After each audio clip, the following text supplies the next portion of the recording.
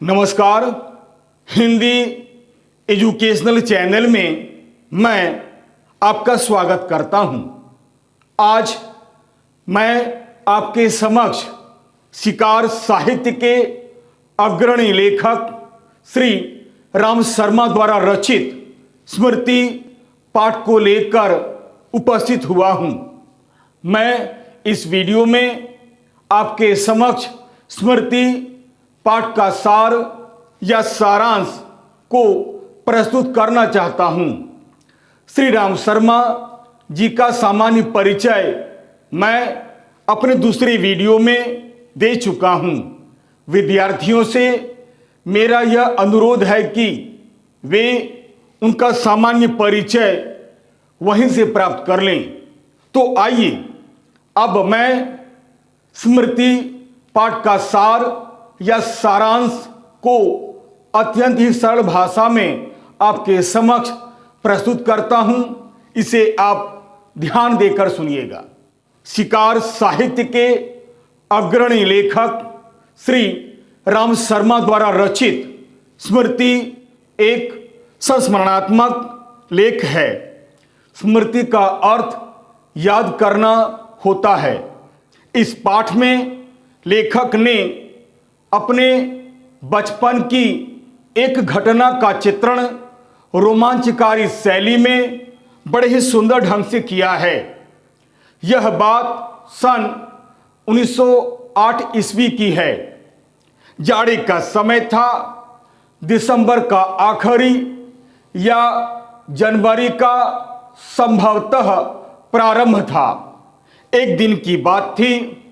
शाम का समय था। लेखक अपने साथियों के साथ झरबेरी से बेर तोड़कर खा रहा था। तभी उनके बड़े भाई साहब का अचानक बुलावा पाकर लेखक घर की ओर चल देता है। साथ में उनका छोटा भाई भी था। घर वापस आते समय लेखक को इस बात का डर था कि शायद बड़े भाई साहब से बेर खाने के अपराध में मार या डांट पड़ सकती है। लेकिन जब उन्होंने अपने बड़े भाई साहब को पत्र लिखते हुए देखा तो थोड़ी आशंका दूर हो गई। बड़े भाई साहब ने 3 पत्र देते हुए कहा कि तुम इसे अभी माखनपुर या मक्खनपुर डाकखाने में छोड़ आओ। तेजी से जाना, जिससे शाम की डाक से चिट्ठियां निकल जाए। ये बहुत ही जरूरी है। बड़े भाई साहब की आज्ञा पाते ही लेखक अपने छोटे भाई के साथ तीनों पत्रों को ले लेता है और फिर अपनी टोपी में रखकर मां के हाथ के दिए हुए भुंजे हुए थोड़े से चने को नाश्ते के रूप में लेकर एक धोती में बांधकर अपने अपने डंडे लेकर माखनपुर या मक्खनपुर के लिए चल देता है। लेखक को अपने डंडे से बहुत लगाव था। कारण लेखक ने अपने डंडे से अब तक कई सांपों को मार चुका था। लेखक के घर और माखनपुर या मक्खनपुर के बीच में एक पुराना कच्चा कुआं पड़ता था। उसमें पानी नहीं था। कुआं लगभग 24 हाथ गहरा था। पता नहीं कैसे उसमें एक जहरीला सांप गिर गया था। कुएं में सांप के होने की जानकारी उन्हें केवल 2 महीने से थी। कुएं में ढेला फेंककर सांप की फुफकार सुनना उन्हें बहुत ही अच्छा लगता था। मक्खनपुर रोज पढ़ने जाने वाले विद्यार्थी यही कार्य किया करते थे। अर्थात यह रोजाना ही आदत सी हो गई थी।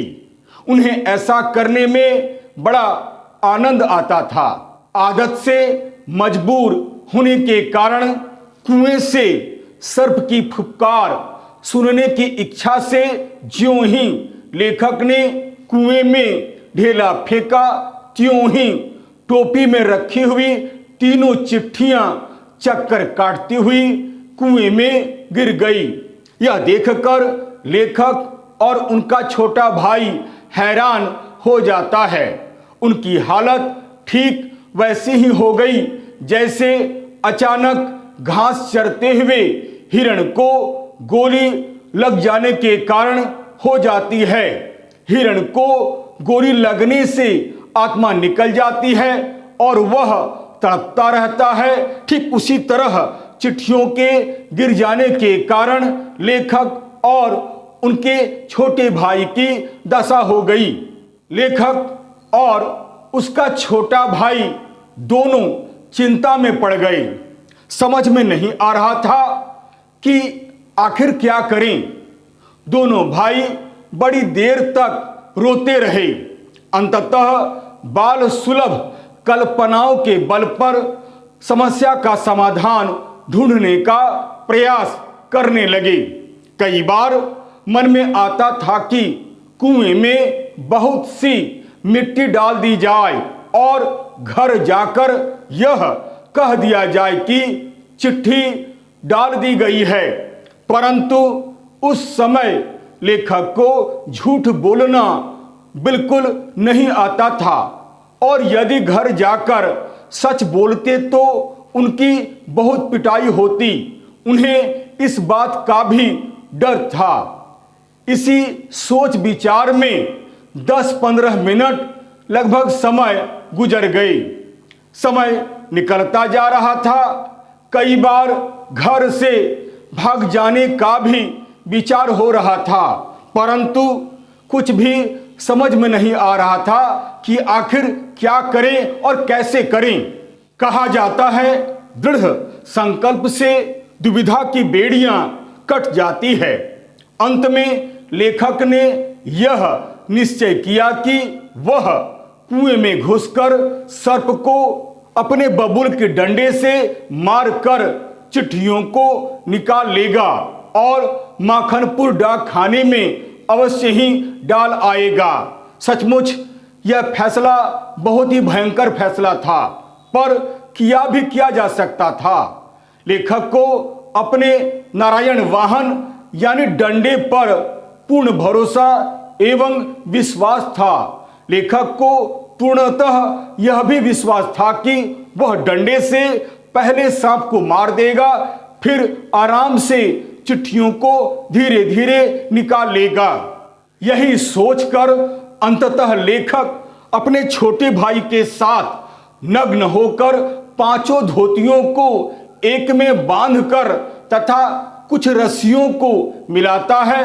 फिर उनकी गांठ की मजबूती की परीक्षा कर डेग से एक छोर को मजबूती के साथ लपेट कर तथा छोटे भाई को खूब दृढ़ता के साथ पकड़े रहने का आदेश देकर कुएं में उतरने का निश्चय करता है। लेखक का छोटा भाई भय के कारण रोने लगता है। वह मात्र 8 वर्ष का था। वह लेखक को कुएं में उतरने से मना करता है, परंतु लेखक अपने छोटे भाई को यह विश्वास दिलाता है कि कुएं के तल पर उतरते ही वह अवश्य ही सांप को मार डालेगा, क्योंकि इसके पहले वह कितने ही जहरीले सांपों को मार चुका है। इसलिए डरने वाली कोई बात ही नहीं है। यानी कुएं में घुसते समय लेखक को कोई भय नहीं लग रहा था। धीरे धीरे लेखक धोतियों के सहारे नीचे डंडा लेकर उतरता है। जब कुएं के धरातल से 4-5 गज की दूरी उसकी शेष रह जाती है तो लेखक नीचे देखता है। उसे लगता है कि मौत फन फैलाए उसकी प्रतीक्षा कर रही है। यह सब देखकर लेखक हैरान हो जाता है। सांप आक्रमण करने के उद्देश्य से पूरे आवेग में कुएं के धरातल पर छाया हुआ था, जबकि लेखक को चिट्ठी निकालने के उद्देश्य से कुएं के मध्य भाग में ही उतरना था। ऐसी स्थिति में लेखक बुद्धि से काम लेता है। एक युक्ति के सहारे वह कुएं की दीवार में अपना पैर मारता है, जिससे कुछ मिट्टी वहीं नीचे गिर जाती है। सांप उधर मुड़ता है। अब आमने सामने की स्थिति उत्पन्न हो जाती है। डंडा चलाने के लिए जगह काफी कम था। समझ में नहीं आ रहा था कि आखिर चिट्ठियां कैसे निकाली जाए और किस युक्ति से निकाली जाए। कुएं में उतरने के बाद लेखक महसूस करता है कि जिस विचार और आशा के साथ वह कुएं में उतरा था, वह तो केवल एक कल्पना थी, यानी आकाश कुसुम था।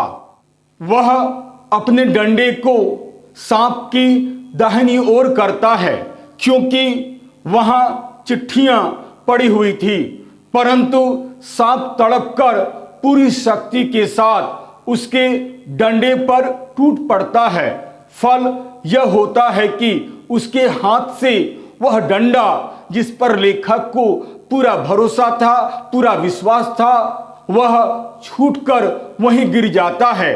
फिर सांप अपने क्रोध को पूर्णतया डंडे पर ही कई बार उतारता है, यानी चोट करता है। वह चोट एक भयंकर विष था। लेखक डर के मारे न जाने कितना ऊपर उछल जाता है। सांप ने अपने शक्ति का प्रमाण दे दिया था। लेखक का डंडा पहली बार इस तरह अपमानित हुआ था।